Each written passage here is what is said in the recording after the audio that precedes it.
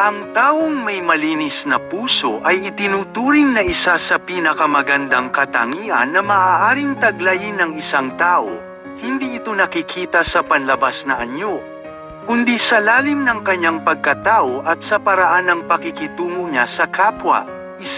Kawalan ng inggit. Ang taong may malinis na puso ay marunong maging masaya para sa tagumpay ng iba. Hindi siya nakikipagpaligsahan at alam niyang ang bawat tao ay may sariling panahon para magtagumpay. 2. Madaling magpatawad. Hindi siya nagtatanim ng galit o pait, bagamat nasasaktan din siya. Mas pinipili niyang magpalaya ng bigat sa dibdib dahil mas mahalaga sa kanya ang kapayapaan ng isip kaysa sa paghihiganti. 3. Katapatan, integridad. Ang kanyang sinasabi ay tugma sa kanyang ginagawa. Wala siyang itinatagong masamang balak at hindi siya gumagamit ng ibang tao para sa sariling kapakanan.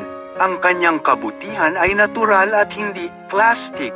4. Pagiging mapagkumbaba. Hindi niya kailangang ipagsigawan ang kanyang mga nagawa.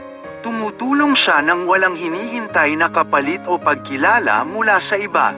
5. Positibong pananaw. Dahil malinis ang kanyang kalooban, madalas siyang nakakakita ng kabutihan sa ibang tao kahit na ang iba ay nakapokus sa negatibo. Siya ay nagiging liwanag sa gitna ng kaguluhan. Ang tunay na kagandahan ay hindi sa mukha kundi sa kinang ng pusong walang bahid ng panlilinlang. Sadyang bihira ang mga ganitong tao sa mundo. Kaya kung may kakilala kang ganito o kung ikaw mismo ay nagsisikap na maging ganito, isa itong napakalaking biyaya.